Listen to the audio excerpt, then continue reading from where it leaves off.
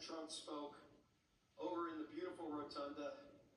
Wonderful that it was indoors, Mr. President, because I don't think the crowd would have wanted to be in the 20s or below. But one of the things President Trump said that I thought was the most touching, he said, in America, the impossible is what we do best. And I think that epitomizes the spirit when you think about this room, this statuary hall, and you look at some of the statues. Thomas Edison, he did the impossible. Elon Musk, I'm not sure if Elon's still here. Elon does some of those things himself.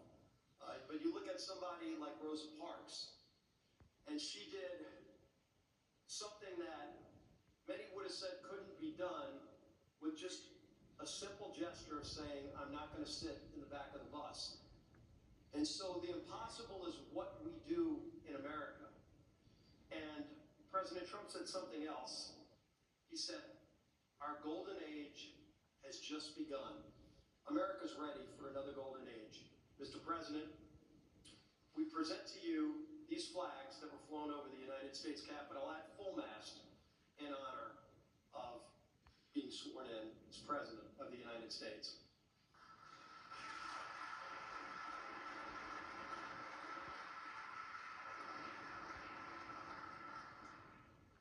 Thank you, Chairwoman Klobuchar, for your leadership of today's ceremony.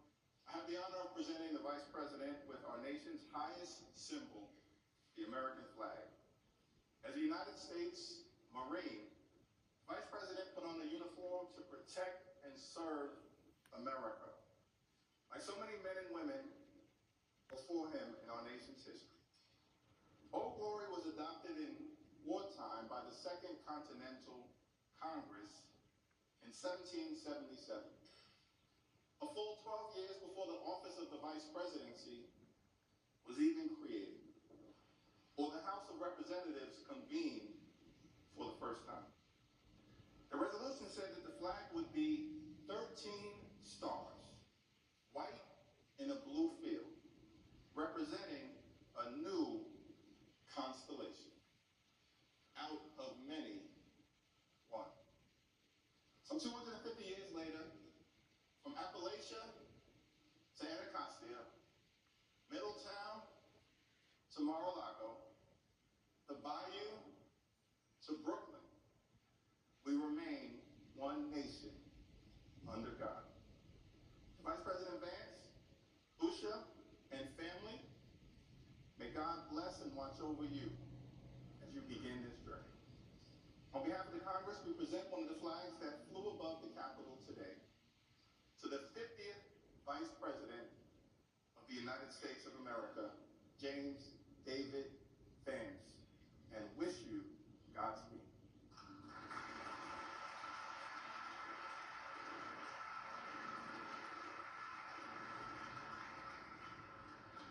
Thank you so much. It's my great honor to offer a toast to our new Vice President, Mr. J.D. Vance. J.D., you wrote something very poignant in your memoir. Actually, many things very poignant, but let me quote you here. What separates the successful from the unsuccessful are the expectations they had for their own lives. That's really meaningful. That expectation is a powerful thing. We remember the people in our lives who provided that to us. We all need that. Everybody needs hope and encouragement. They need a greater expectation. We need people in our lives who will make us look further and reach higher. JD's written a lot about the people in his life that have done that. He's written about, we know the great story, your grandparents and what they did in your life. He's written about his professors and mentors that he met in law school. He writes a lot about, speaks a lot about his gracious, beautiful wife, our new second lady, Usha. It's a great inspiration as well. And JD, you yourself have been inspiring people. Your story really has. It's one of the reasons that I believe God has raised your platform as he has, because you've been so faithful to tell that story, to inspire so many others.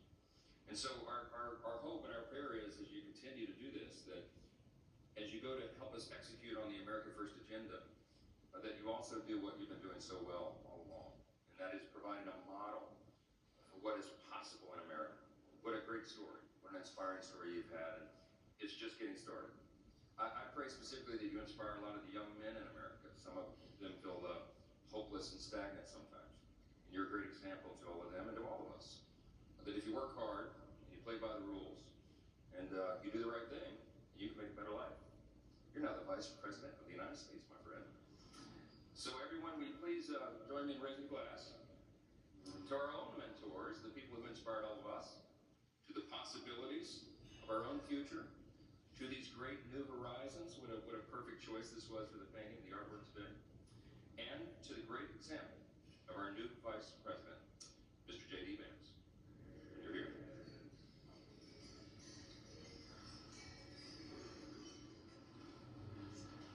And we know we love. Ladies and gentlemen, please rise for the benediction.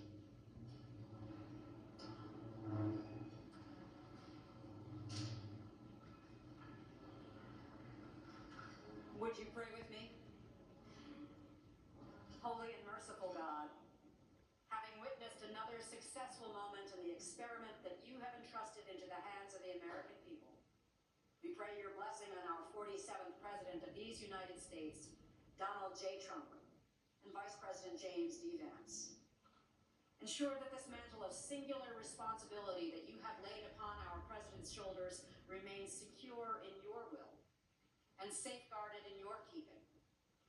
Uphold him as he preserves, protects, and defends the Constitution to the best of his abilities, relying on your divine help. God of power and might, grace and mercy, grant that your spirit of counsel has access to the President's heart to search it, to his mind to examine it, to his will to test it, that his faithfulness would bear witness to your truth. Surround him with angels and advisors who will serve as your agents to guide and guard him. Caution and encourage him to remain upright and blameless in your sight. Buckle the belt of truth around his waist. Place the breastplate of righteousness over his heart. Fit his feet with readiness, that your gospel of wisdom and justice will shine forth throughout President Trump's administration. We offer this prayer to the one whose voice we follow, to guide all that we do and all that we hope for. Amen.